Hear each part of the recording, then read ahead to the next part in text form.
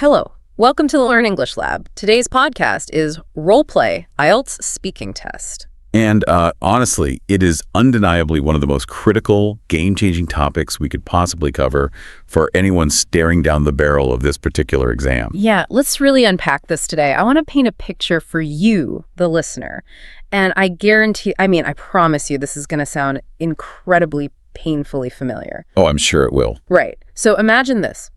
You have been studying English for years. You know your grammar rules inside and out. You know the difference between the present perfect and the past simple. You've got the flashcards. Tons of flashcards. Thousands of vocabulary words memorized. You've watched all the videos, read the textbooks, highlighted every idiom. In the safety of your bedroom, sitting alone at your desk, you are a fluent, articulate master of the English language. A total professional. Yeah, you form perfect sentences in your head. But then the moment of truth arrives. You walk into that exam room, the door closes behind you, you sit down across a small table from a real certified examiner. And they just look at you, pen in hand. Right. And suddenly, it's like someone just pulled the plug on your brain. Your mind goes completely blank, palms sweating, heart racing. Sweating bullets. Those beautiful sentences that flowed so easily in your room 2 hours ago, they come out broken, hesitant. Nothing like the speaker you know you actually are. It's devastating. So I have to ask why. Why does this happen to so many brilliant, over-prepared people? It happens because there's this massive, unacknowledged gap between knowing a language passively and performing that language actively under intense pressure. Performing being the key word there. Spot on. When you're sitting in your room reading a textbook, you are operating in a world of passive knowledge. There's no threat, no ticking clock. Nobody judging you. Right. But the exam room, that is an active, unpredictable, highly stressful environment. Your brain actually undergoes a chemical change. Cortisol floods your system. The stress hormone. Yes, it triggers a mild fight-or-flight response. And that stress hormone literally blocks your access to the higher-order language processing centers of your brain. Wow. So it's a physiological response, not just a lack of studying. Absolutely. So today's deep dive is all about the ultimate strategy to bridge that enormous gap. We're going to show you how to simulate the test environment so thoroughly, so accurately, that by the time you face the real examiner, your brain doesn't even register it as a threat. It just feels like another practice run. Yes. I love that, taking the threat out of the room. So here's what we are going to do today for you. We'll give you a complete foundational breakdown of this simulation strategy. We'll walk you through the actual anatomy of the test because you can't simulate what you don't understand, right? Right. We'll show you how to set up the ultimate practice environment in your own home. We're going to dive deep into real-world examples of low versus high-scoring answers, and we are going to share advanced psychological techniques to guarantee your confidence. We are going to teach you how to turn that paralyzing fear into a polished, high-scoring performance. So let's start with the core concept. Why does this specific approach work so well? Well, it's rooted deeply in the psychology of performance. Think about how most people prepare for a language exam. They isolate themselves. Yeah, headphones on, door locked. Exactly. Absolutely. They sit at a desk with a book, completely removed from the unpredictable, messy nature of a real face-to-face conversation. It's like they're building a fortress of textbooks around themselves, thinking, if I just read one more chapter, I'll be ready. But the real world of conversation doesn't wait for you to flip to chapter 4. People interrupt. They ask follow-up questions. They have subtle facial expressions you have to interpret in real time. Like the examiner raising an eyebrow. Yes. Or smiling. Or looking down at their paper. Yeah. You have to keep talking through all of that. Which brings us to a fundamental psychological concept called transfer-appropriate processing. Transfer-appropriate processing. Okay, break that down for us. In simple terms, this principle states that your brain will perform at its absolute best when the conditions during your practice closely mirror the conditions of your actual performance. So if you only practice speaking English alone in your bedroom, your brain becomes incredibly skilled at one very specific task, speaking English alone in your bedroom. But the test is strictly not in your bedroom. It's in a formal setting, with a stranger evaluating your every word. With a ticking clock. It makes me think of an analogy. Imagine someone who wants to be a professional tennis player. They wouldn't just stand against a brick wall, hitting a ball perfectly for 6 months, and then expect to walk onto the court at Wimbledon and win against a real, unpredictable opponent. No, because the wall doesn't hit back. The wall doesn't put spin on the ball. Right. Or think about pilots. A pilot doesn't learn to fly a commercial jet just by reading a manual in a quiet library. That is a spot-on analogy. Yeah. What does a pilot do? They spend hundreds of hours in a flight simulator. Right. The simulator throws unpredictable weather, engine failures, sudden turbulence, and frantic air traffic control chatter at the pilot in a safe environment. Role-playing the speaking test acts as your personal flight simulator. I love that framing. By recreating the stressful conditions of the exam, the timer, the formal seating, the unexpected questions, you are training your brain to handle all of those elements simultaneously without crashing. You build what psychologists call procedural memory. Procedural memory. Let's clarify that for the listener because it sounds a bit academic, but it's crucial. Procedural memory is the kind of memory that makes an action automatic, right? Yes. Like riding a bike or driving a car with a manual transmission. At first, you have to think about every single movement. Push the clutch, move the stick, press the gas. But after a while, you don't even consciously think about it. Your body just does it while you listen to the radio. So when you build procedural memory for speaking English under pressure, you don't have to constantly search your brain for vocabulary words or panic about verb tenses. The speech becomes automatic. Your brain trusts that it knows how to form the sentences because it has physically performed the action so many times in the simulator. And that leads to some massive benefits, doesn't it? Huge cascade of benefits. First, it drastically reduces your anxiety. Familiarity breeds confidence. The more you simulate the strict timing and format of the test, the less terrifying the real thing becomes. Makes total sense. Second, you develop profound emotional resilience. Emotional resilience. I want to pause on that for a second.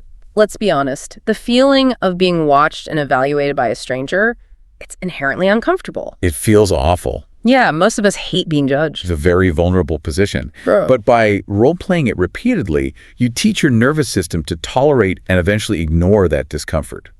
You desensitize yourself to the stare of the examiner. Okay, so if we are going to build this flight simulator in our living rooms, we need to know what we are actually simulating. We can't just guess. Let's deconstruct the arena. What is the actual physical reality of the test? Walk us through it. The physical reality is an 11 to 14-minute face-to-face interview with a certified examiner. Just 11 to 14 minutes. It's so short, really. It goes by in a flash. You'll be brought into a small room. You'll sit across a desk or a table from the examiner.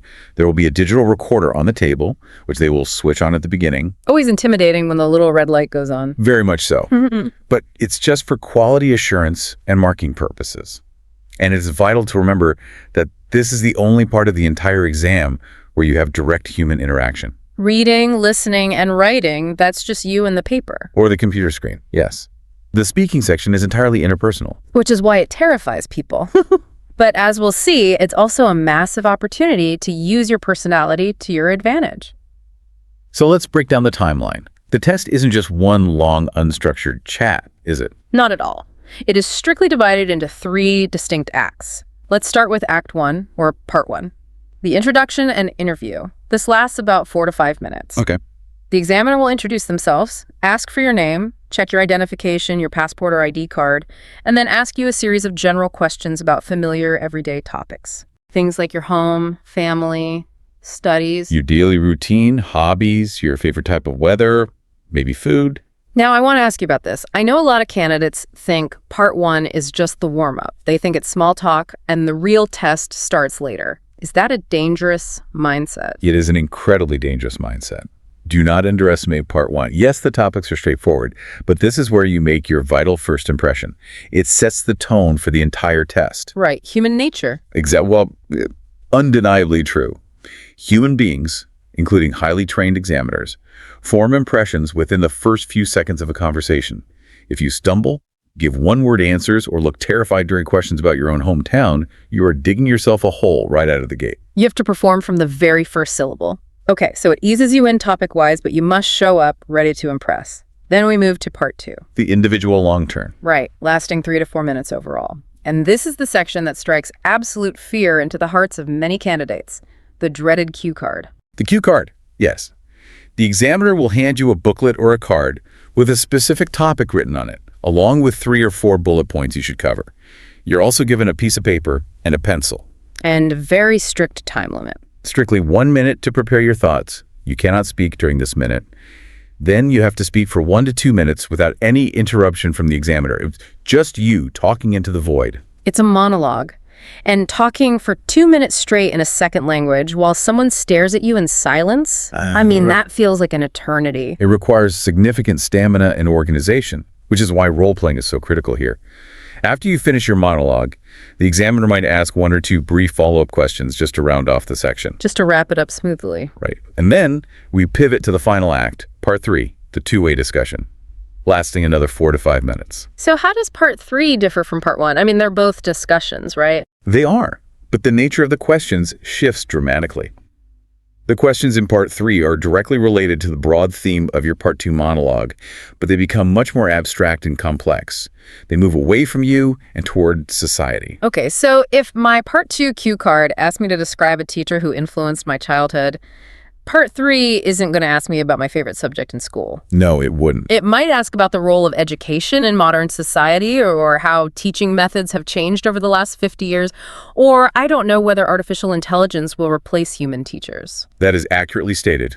Part 3 requires you to express nuanced opinions, analyze complex issues, compare different perspectives, and discuss broader societal or global themes. You are evaluating the world. Yes. This is the arena where higher band scores, the 7s, 8s, and 9s, are truly won or lost. It tests your ability to think critically and express those complex ideas fluidly. Okay, those are the 3 acts, the 14-minute gauntlet. But what are the rules of the game? How is the examiner actually judging you during those 14 minutes? They aren't just giving a general thumbs up or thumbs down. No, the assessment is highly structured. Everything you say is evaluated against 4 specific assessment criteria, and each one is worth strictly 25% of your total score. You must understand these intimately to practice effectively in your simulator. Let's run through them. The first criterion is fluency and coherence. Let's break those two apart. Fluency. What does that actually mean to an examiner? Does it just mean talking fast? Not at all. In fact, talking too fast can actually hurt you if it leads to mistakes or incomprehension.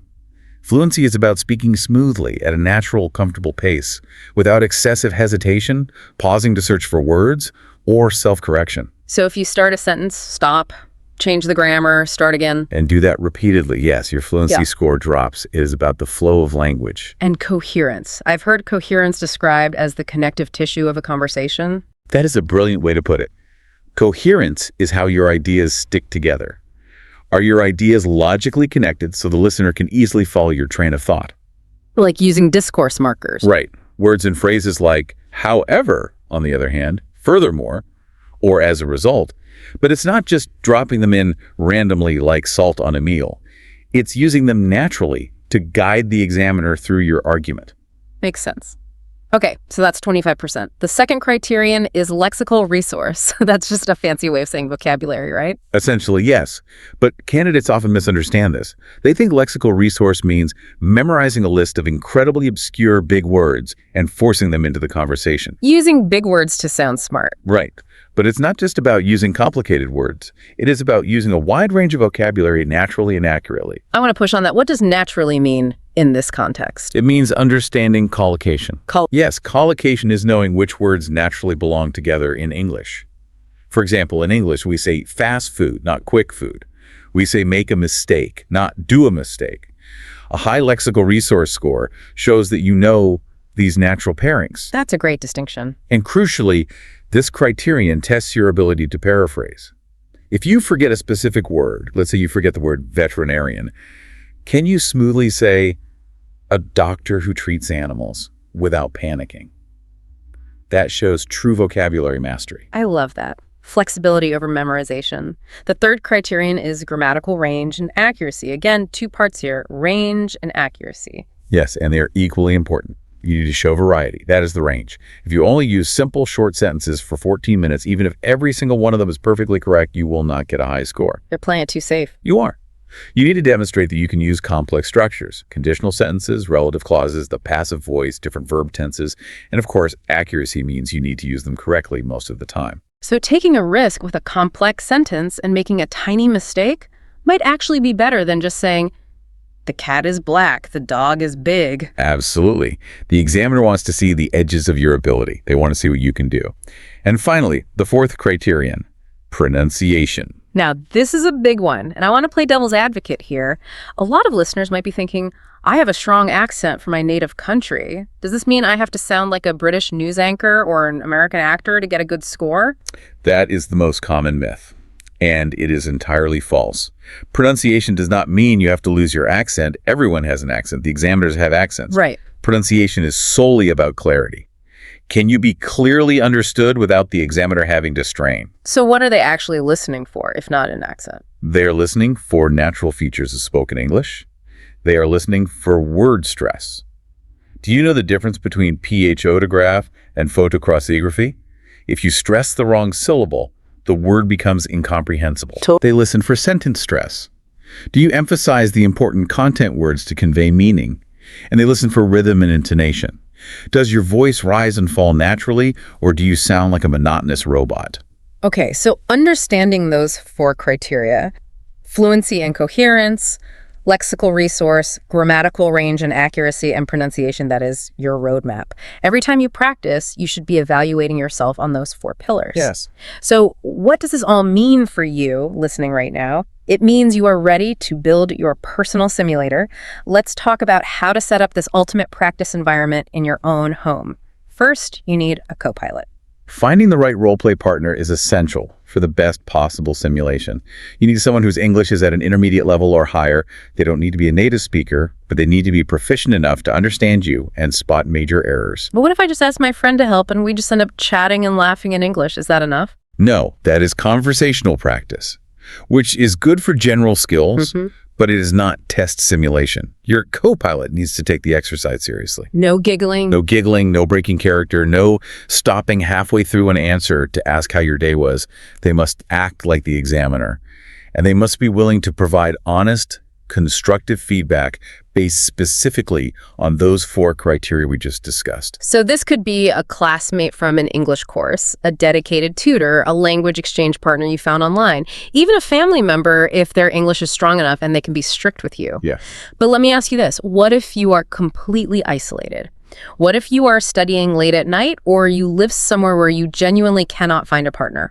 Are you doomed? You are definitely not doomed. If you must go solo, you just need a backup plan. You can use a video camera, the webcam on your laptop, or simply the voice recorder app on your phone. Okay. The crucial element here is forcing spoken output under strict time pressure while being recorded. I have to say, I hate listening to my own voice on recordings. It is so uncomfortable. Which is specifically why it works. It is not as dynamic as a live partner. But hitting record simulates a level of pressure that simply thinking about your answers in your head does not. Knowing there is a permanent record of your performance forces your brain to focus. Okay, once you have your co-pilot or your camera, you have to set the stage. And I cannot stress this enough for the listener. You must establish strict environmental rules. Yes. Do not lounge on your sofa with your feet up. Right. Do not lie in bed. Sit up straight at a desk or kitchen table, sitting across from your partner or your camera, just like in the real exam room. Posture affects performance. Use a strict timer for every single section. Banish all phone notifications. Put your phone in another room entirely if you have to. And here is a fantastic psychological trick. Dress neatly for your simulations. No pajamas. No pajamas. You do not need to wear a full tuxedo or a ball gown, but wearing clothes that make you feel professional and put together can actually trick your brain into a more formal, focused mindset. Psychologists call this enclosed cognition. The clothes you wear influence your psychological processes. That is fascinating. So it's almost like an actor putting on a costume to get into character. You put on your exam shirt and your brain says, okay, it's performance time. Absolutely. You also need ammunition for your simulator. You need to gather realistic questions. You can just have your friend make up questions on the spot. No, you need authentic past papers. You can find these in practice books, online test taker communities, or forums where people share their recent exam experiences. Organize these questions by topic and by test part so your practice sessions run smoothly. You don't want to be breaking character to frantically scroll through a file to find the next question. Exactly. Undeniably true. Preparation of the environment is half the battle. Once your simulator is built, it is time to step inside. Let's do a deep dive into part 1. We want to show you, the listener, closely how different band scores sound in a role-play scenario. Nailing that first impression is vital. Okay, let's role play this right now. Let's use a very common part 1 scenario.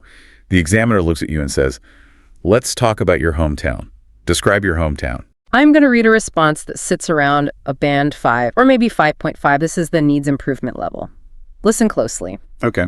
My hometown is big city. There are many people and many buildings. I like my hometown because it is my home. The weather is hot. There are some parks. Okay, let's break down why that fails to achieve a higher score. If we look at the 4 criteria, the issues are glaring. First, fluency and coherence. It is entirely too short. It lacks any real development or flow. The sentences are completely disjointed. And lexical resource, the vocabulary is pretty basic. Yes, basic and repetitive. The speaker uses the word many twice in the same short sentence. And grammatically, there are noticeable errors. My hometown is big city instead of is a big city. Missing articles? Yes. But most importantly, beyond the grammar, there's no descriptive language, no personal engagement, and no cohesive devices connecting the ideas. It is just a fragmented list of simple, boring facts. An examiner hearing that immediately pegs the candidate at a lower band. They do. Right. Now, let's contrast that with a good response, sitting around a band 6.5 to a 7. Listen to the difference in flow and detail here. I'm originally from Ankara, which is the capital city of Turkey. It's quite a large city, not as big as Istanbul, of course, but it has a population of around 5 million. What I really love about Ankara is that it has a nice blend of modern architecture and historical sites. For instance, there's a beautiful ancient castle right in the center of the city, which gives it a unique character. The climate can be quite extreme, though very hot summers and bitterly cold winters. See, this is a massive improvement. The response is suddenly well-developed with specific details, like mentioning the population and making a comparison to Istanbul. Grammatically, it utilizes relative clauses effectively too, which is the capital city, and which gives it a unique character. Yes, the vocabulary is much stronger as well. Instead of just saying many buildings, they say a blend of modern architecture and historical sites. They use phrases like ancient castle, unique character, and bitterly cold. Furthermore, the speaker uses natural discourse markers to connect their thoughts. They say, of course, for instance, and end with, though. It feels like a real, personal, genuine conversation. But let's push it even further. Let's say you want that top score. Let's look at the excellent response, the band 8 and above. I'm going to read this one, and I want you, the listener, to pay close attention to the sophistication of the vocabulary and the rhythm of the sentences. Go for it. I hail from Ankara, the capital of Turkey, which is often overshadowed by Istanbul, but has a charm entirely of its own. It's a city that strikes a fascinating balance between the old and the new. You'll find sleek, modern government buildings standing just a stone's throw away from centuries-old Ottoman architecture. What I find particularly appealing is the intellectual atmosphere. Because it's the political and administrative heart of the country, there's a real sense of civic engagement among the residents. The only downside, I'd say, is the continental climate. The winters can be absolutely brutal, with temperatures plummeting well below zero. That is fantastic. Let's stop and analyze what makes that a band 8 or 9. What is fascinating here is the sheer density of sophisticated language used completely naturally. Right at the beginning, instead of I come from, the speaker says I hail from. Hail from. That's a great idiom. And they said Ankara is overshadowed by Istanbul. That shows a deep understanding of vocabulary, knowing how to describe a city that gets less attention than its famous neighbor. They also use spatial idioms flawlessly, standing just a stone's throw away. Yes. The candidate is using complex sentence structures fluidly. They integrate these idiomatic expressions smoothly without sounding rehearsed or like they are reading from a dictionary. The coherence is incredibly strong, with a natural progression from geography to architecture to the culture of the city. They express nuanced opinions, calling it a fascinating balance and an intellectual atmosphere, and notice that conversational tone at the end. The only downside, I'd say, that minor inclusion of, I'd say, makes the entire response sound incredibly natural and authentic to a native speaker's ear. It softens the statement. It specifically shows mastery of tone. Let's do a quick daily routine example to really hammer this concept home. If the examiner asks a classic Part 1 question, do you have a regular daily routine? A rigid, low-scoring answer sounds like a robot reporting for duty. I wake up at 7, I go to work, I come home, I eat dinner, I sleep. Painful. Contrast that with a band 7+ response that uses flexible, conversational, idiomatic phrasing. A high-level speaker might say they tend to wake up around 5:30, that they try to squeeze in a workout before breakfast, and that on weekends they throw all routine completely out the window. Let's look at that language. Tend to wake up, squeeze in, throw out the window. That shows true mastery of conversational English. It isn't formal academic English, but it's highly proficient spoken English. It brings personality and life into the exam room. Which is incredibly refreshing for an examiner who has listened to 50 robotic, identical answers that day. If you can make the examiner relax and just enjoy listening to you, your score will naturally reflect that. All right, so we have nailed the first impression. We've shown personality in part 1. Now we have to survive the monologue. Let's move to section 5, mastering part 2. Part 2 requires a very specific tactical approach, primarily focused on how you utilize your single minute of preparation time.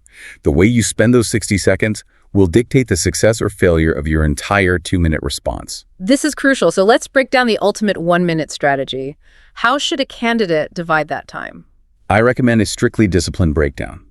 Do not just stare at the card. Use 10 seconds to read the prompt carefully. Use 30 seconds to jot down trigger words. Use 15 seconds to plan your opening and closing statements. And use the final 5 seconds to simply breathe, look up, and make eye contact with the examiner. I want to challenge you on that 30-second phase.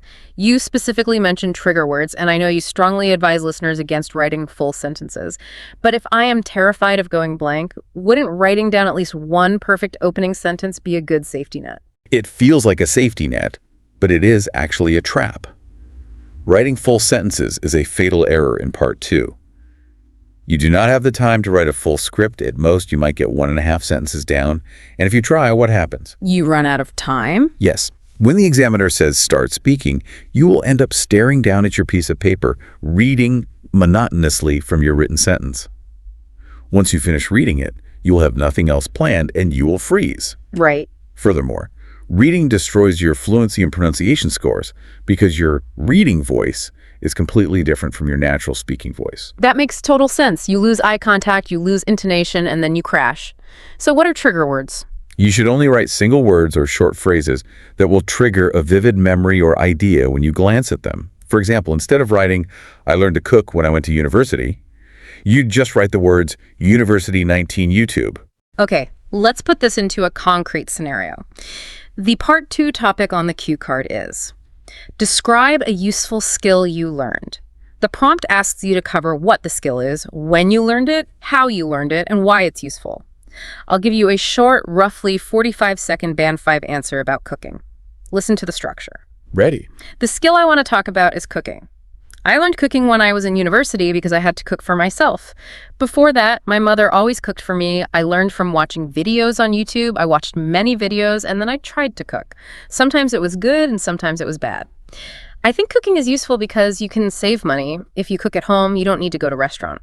Also, it is healthier than eating outside food. I think everyone should learn cooking. Once again, it feels entirely like a mechanical list. The speaker is just marching through the bullet points on the card, one by one, without any connective narrative. And it is too short. They didn't even reach the 1-minute minimum, which means the examiner would just sit there in silence, waiting for them to continue. Yes, that painful silence. The ideas are underdeveloped, there are no specific memorable examples, the vocabulary is incredibly limited, and there are no discourse markers to guide the listener's ear. It is functional, but it is not fluent. Now grab your notebook, listener, because we are going to dissect a masterclass Band 7.5 to Band 8 answer.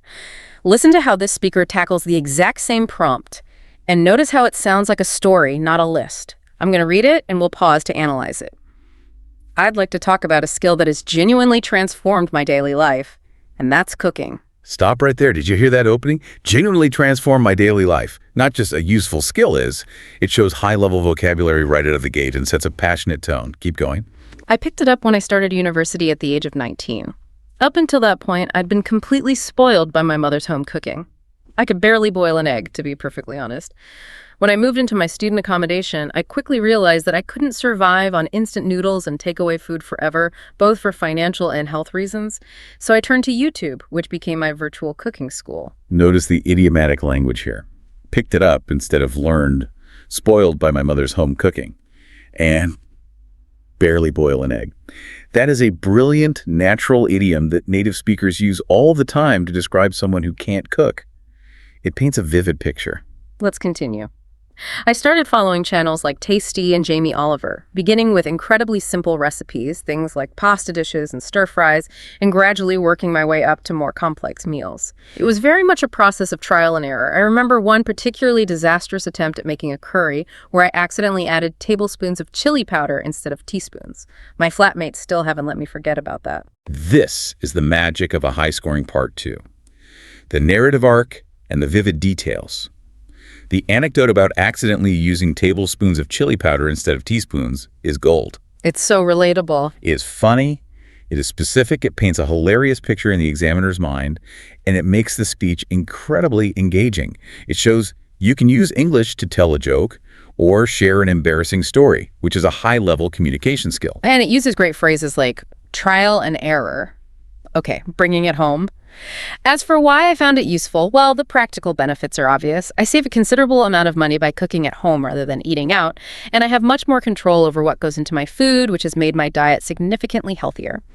But beyond the practical side, I think the greatest benefit has been the confidence it's given me. There's something deeply satisfying about being able to prepare a beautiful meal from scratch and share it with people you care about. It's become one of my genuine passions, actually, and I can't imagine going back to a life without it. That is a stunning, comprehensive response. It utilizes a mix of complex sentences and shorter ones, giving it a natural, conversational rhythm. Phrases like from scratch and genuine passions elevate the lexical resource score. The ultimate takeaway for you here is that personal anecdotes and a touch of humor make the time fly. When you are telling a real funny story about a curry disaster, you aren't struggling to fill 2 minutes. You are just sharing an experience. The time passes quickly, and that gives you natural fluency. This brings us perfectly to the next challenge, conquering part 3, the abstract discussion. If part 2 was about your personal funny experience with cooking, part 3 pivots dramatically. The test moves entirely from the personal to the societal. Right, the examiner will widen the lens. You've just finished talking about Jamie Oliver and chili powder. The examiner might lean forward and ask, do you think traditional skills like cooking are becoming less important in modern society? I hate abstract questions like this. What if I genuinely don't care about the sociology of cooking? You have to fake it gracefully. You have to play the game.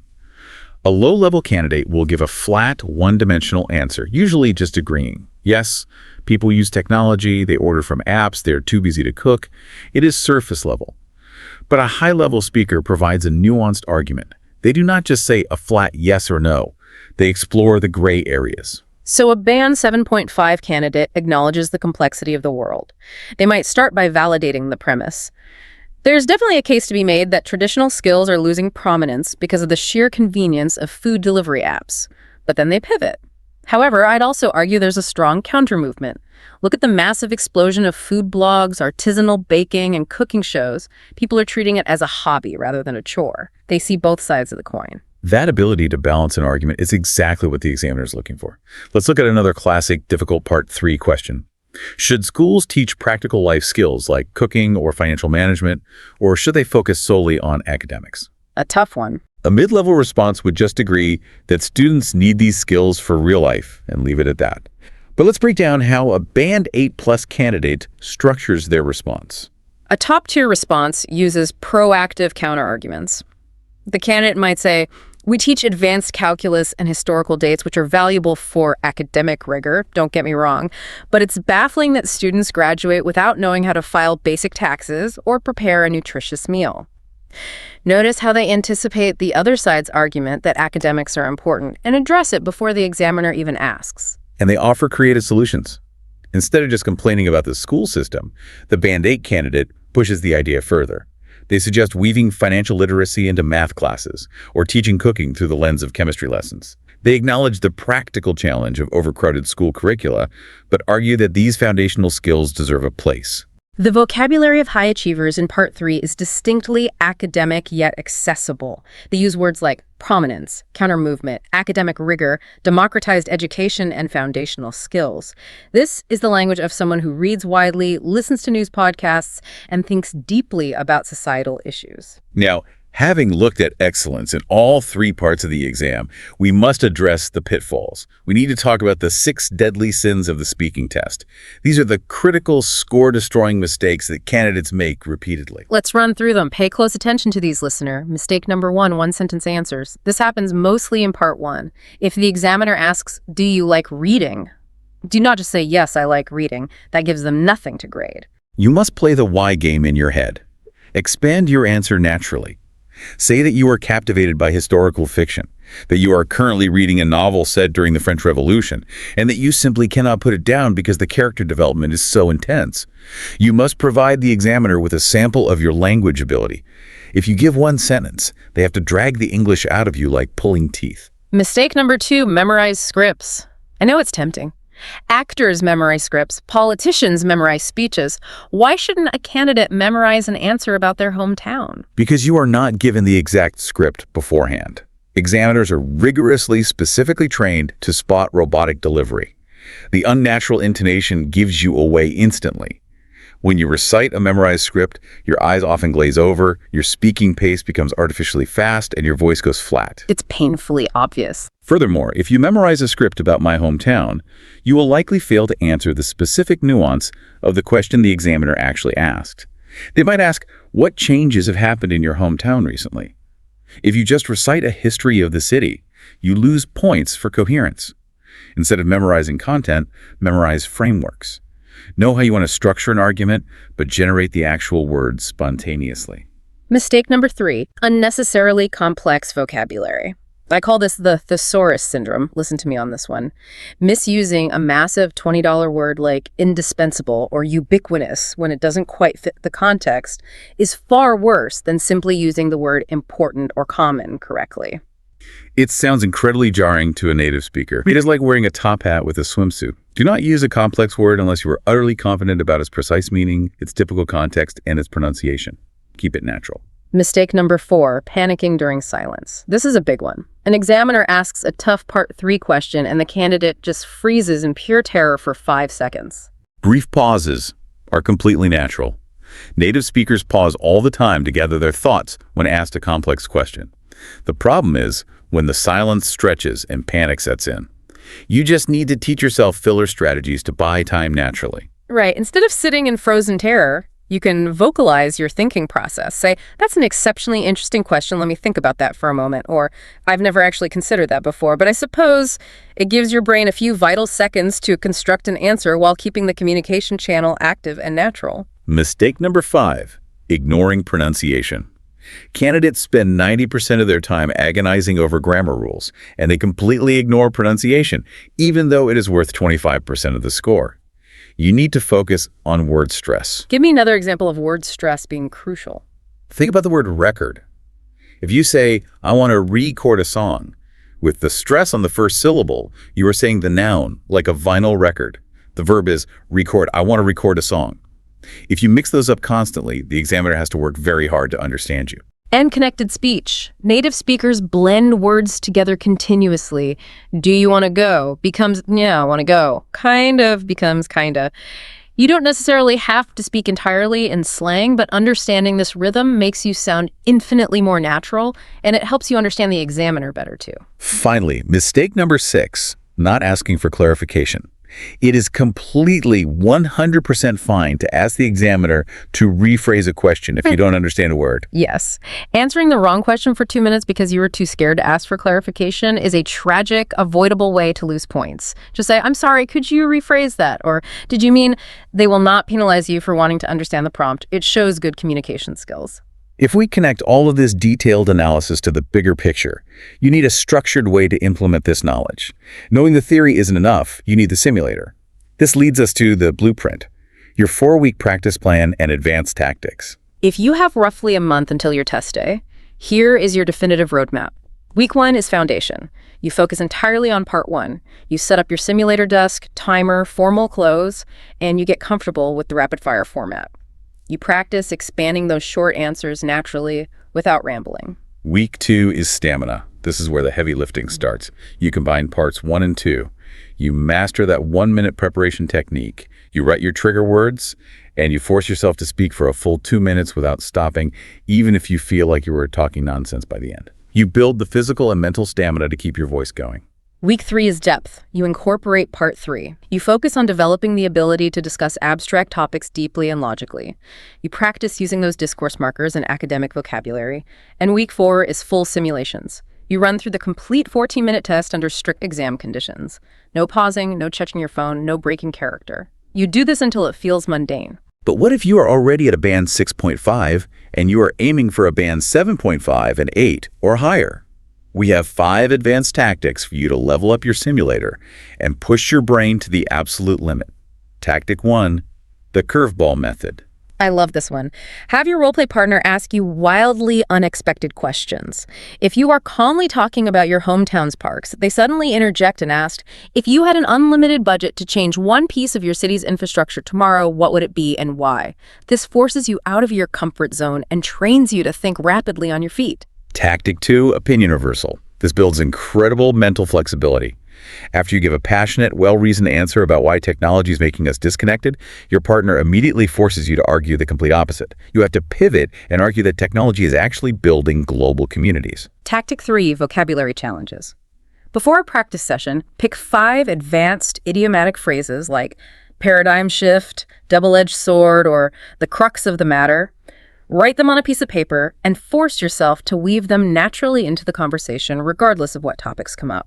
Tactic 4, the examiner switch. You must play the role of the examiner for someone else. When you sit in their chair, hold the timer, and listen to your partner struggle, you gain incredible insight. You suddenly realize what sounds boring, what sounds obviously rehearsed, and what is genuinely engaging to listen to. And Tactic 5, the most painful one, record and transcribe. Record your spoken response on your phone and then sit down and physically type out every single word you said. Transcribe your own audio. Seeing your spoken words written on paper reveals hidden, repetitive fillers like saying, 20 times and grammatical habits you would never notice otherwise. It is torture, but it is necessary torture. All of this brings us to the ultimate goal, the psychology of test day, bringing it all together. If you follow this blueprint, what happens to your brain on the actual day of the test? All of this intense, structured role-play practice results in a psychological phenomenon called systematic desensitization. By repeatedly exposing yourself to the simulated exam environment, your nervous system learns that speaking English under evaluation is not a physical threat to your survival. It stops triggering cortisol. It stops the fight or flight response. Your brain realizes, oh, we've done this 50 times in the living room. It is just a conversation. So on the actual day, we have some actionable advice for you to capitalize on that preparation. Take deep breaths before you walk into the room to lower your heart rate.